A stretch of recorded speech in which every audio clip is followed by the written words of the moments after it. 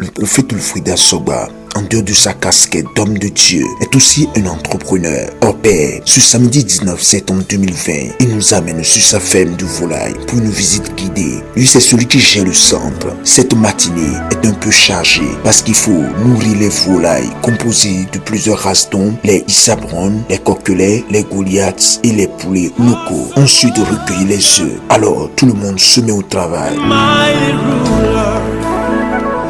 Nous sommes au niveau de la première bande.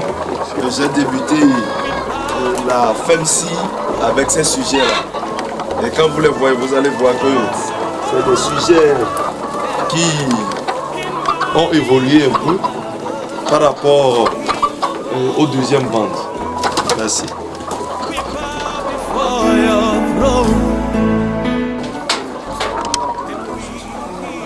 Ici, c'est la deuxième bande.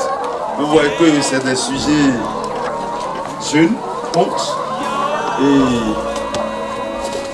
après la première bande, les pontes que vous avez vues là-bas, ce sont ceux-ci qui ont suivi. Merci.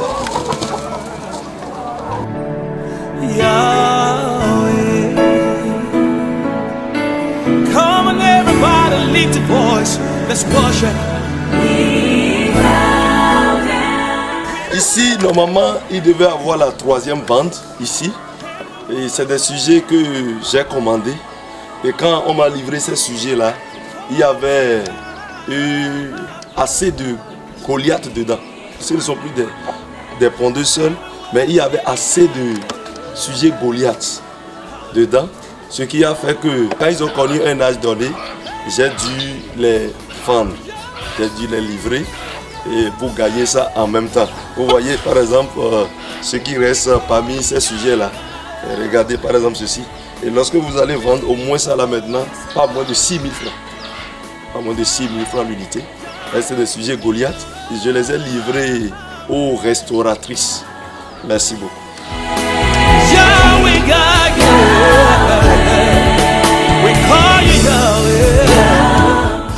Alors ici nous avons la quatrième bande, c'est la bande la plus volumineuse et nous avons les poulettes.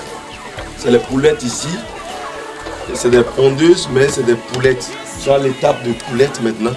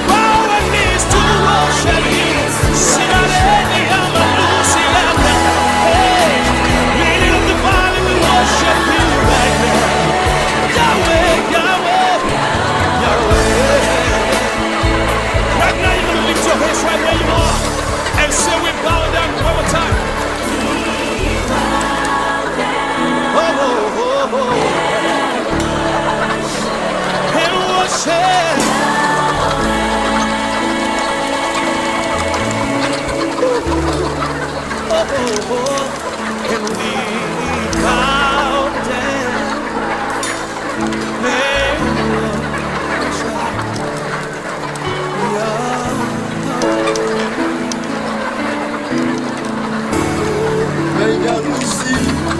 Ona Nea meau Ovloya Yema Tuja Yesu Pekaya Meyanusi Ora Yema Tuja Yesu Pekaya Meyanusi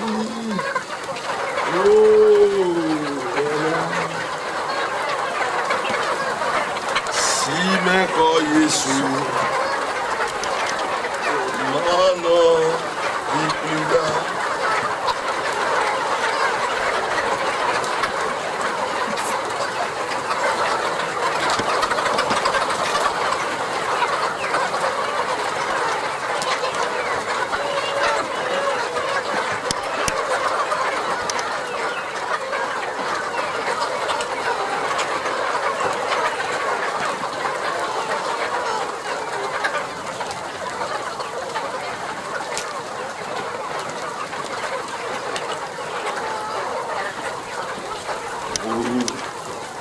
Maunyo Maunyo Oh Maunyo Vava Oh Maunyo Oh Maunyo Vava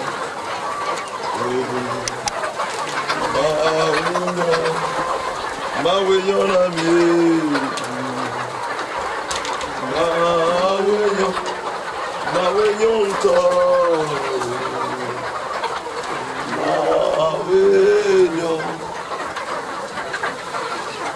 Oh Mawenyo Mama Mawenyo Mawenyo na mie Oh Mawenyo Mama Mawenyo Mawenyo na mie Mawenyo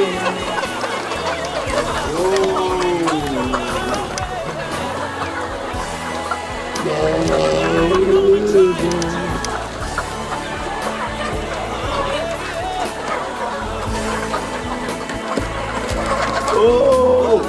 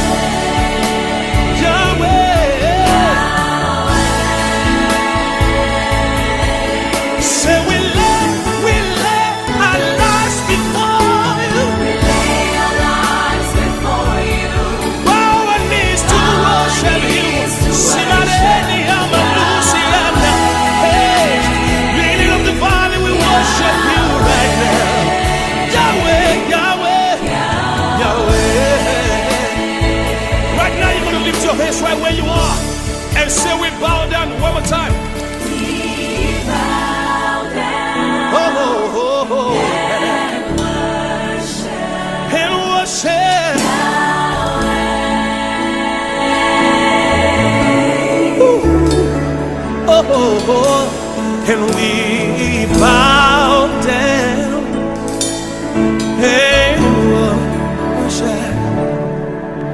Selon le prophète Wilfried Assogba, cette initiative a commencé depuis 2013.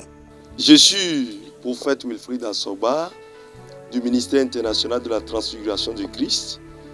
Je suis au-delà de l'apostolat, je suis aussi entrepreneur. Mais cette petite femme que vous voyez est l'œuvre de mes mains. L'initiative de la création de cette femme m'est arrivée en 2013.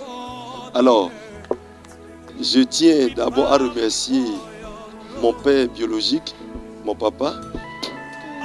J'ai vécu avec, malgré qu'il était fonctionnaire, il aimait l'élevage et l'agriculture.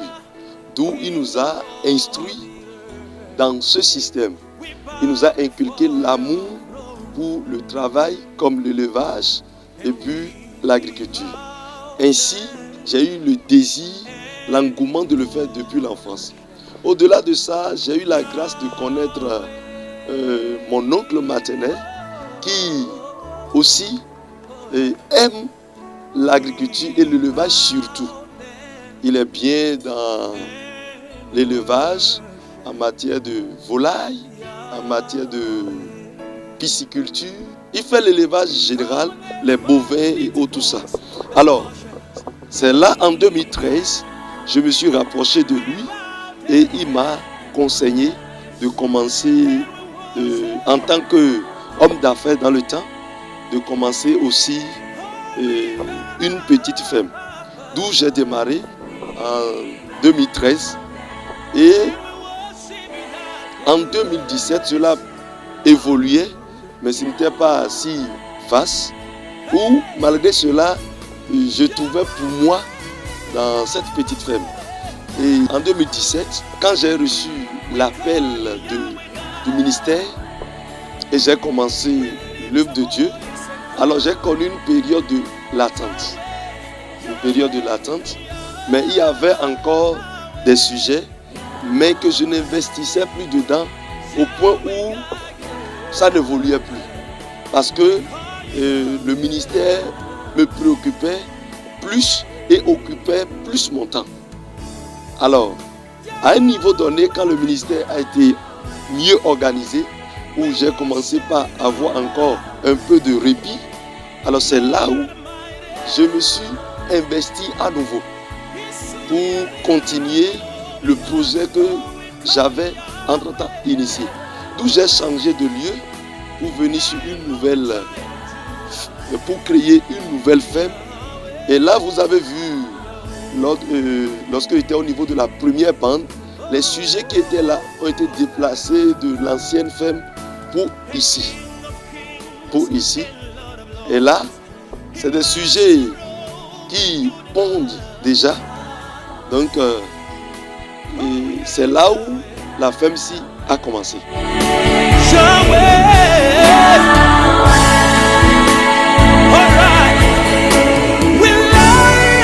Ça étonne plusieurs personnes. Quand on voit les hommes de Dieu, on pense que les hommes de Dieu ne travaillent pas. Les hommes de Dieu travaillent. Au-delà de l'apostolat, au-delà du ministère, nous avons aussi nos activités privées, nos activités personnelles. Il y a d'autres qui se trouvent dans le commerce, il y a d'autres qui se trouvent dans l'agriculture, il y a d'autres qui se trouvent dans l'entrepreneuriat. Donc c'est comme ça, nous avons nos activités privées et par là aussi nous avons besoin de la bénédiction. L'homme de Dieu n'est pas là pour qu'on lui donne seulement. L'homme de Dieu est là aussi pour donner aux gens. Et ce qu'on a appris, ce n'est pas parce que nous sommes hommes de Dieu qu'on ne va plus les exercer. Il y a des activités qu'un homme de Dieu ne veut pas exercer. Il y a des activités qu'un homme de Dieu peut exercer. Et selon son calendrier. Est-ce que vous voyez? Alors je suis ici, je travaille ici, mais j'ai employé des gens. Et je bénis la vie de Dieu qui m'a donné un oncle qui m'aime beaucoup et qui est loyal et qui supervise ce chantier, qui dirige et qui investit toute son énergie pour que cela réussisse.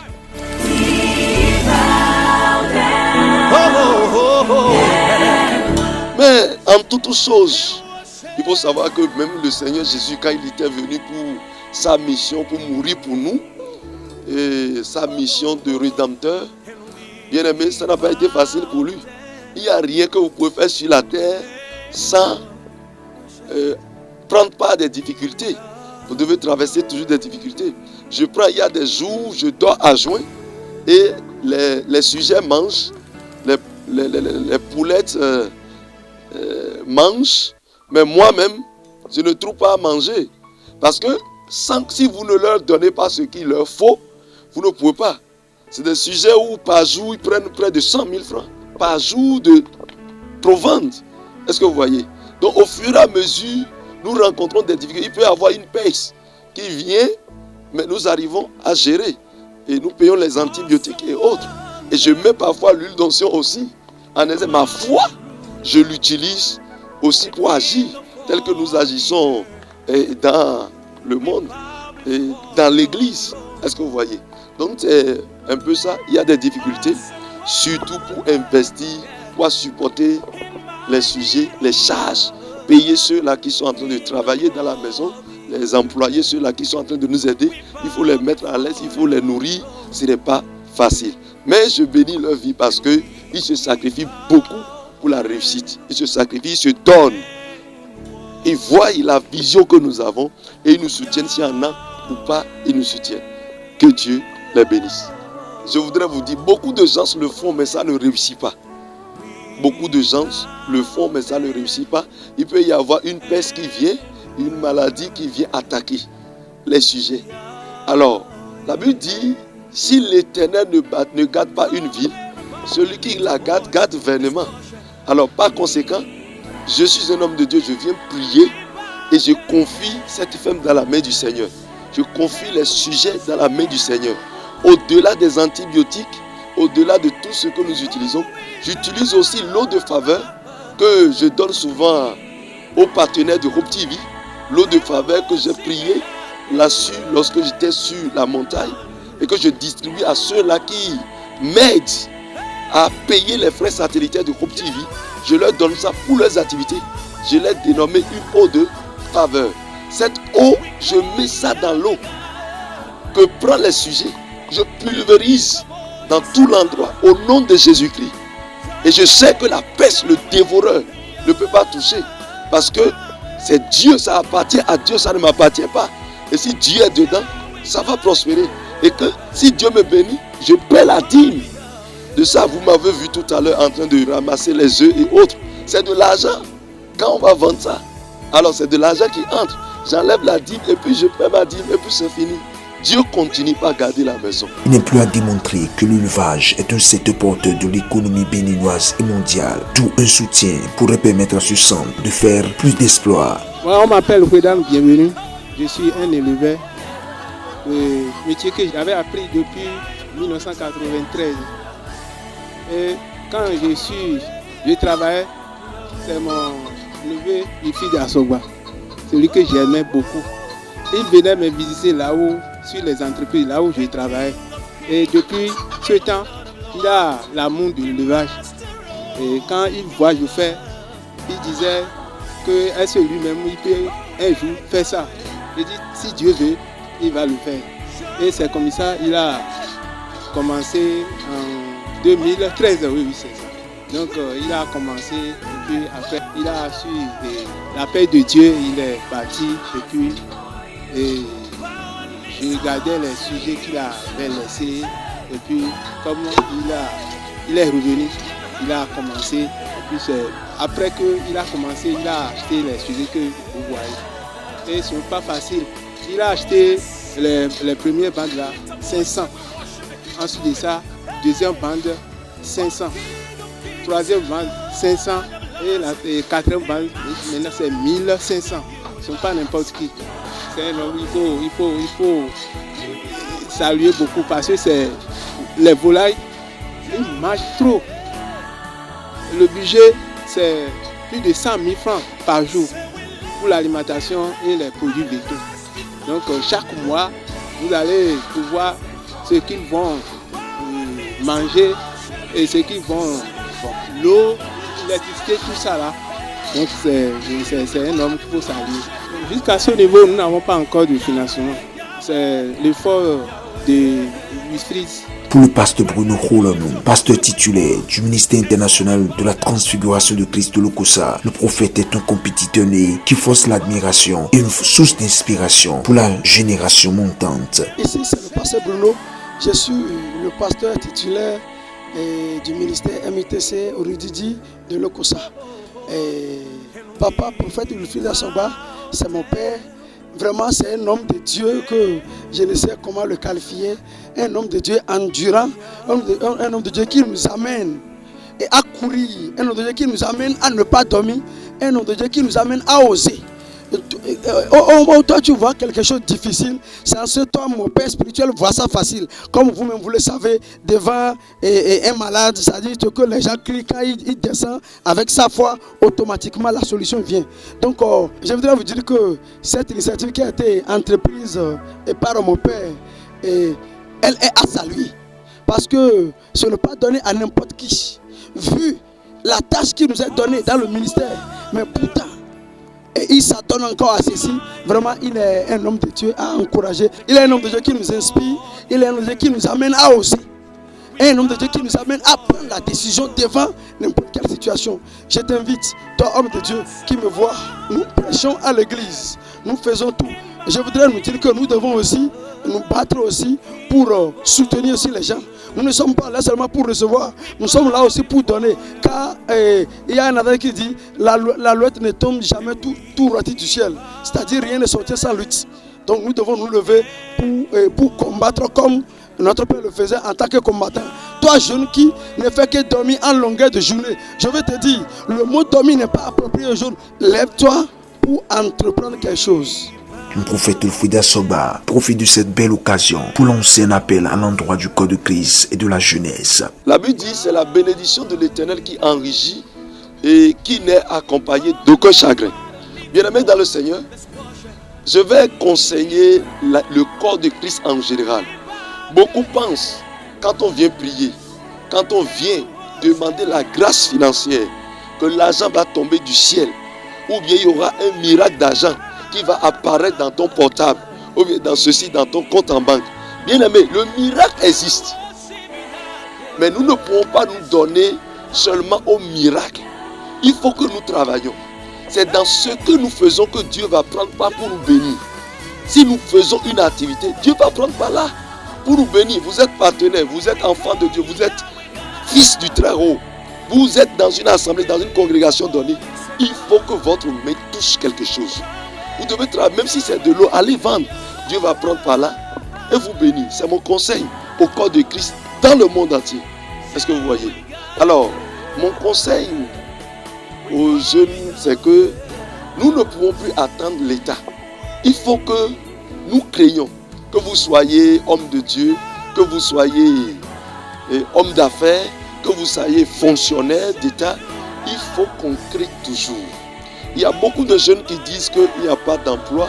Bien aimé, même si tu as tes diplômes, n'attends pas l'État, le gouvernement a dit qu'il faut attendre 10 ans, 5 ans. Et quand on va lancer les concours, tu iras compétir.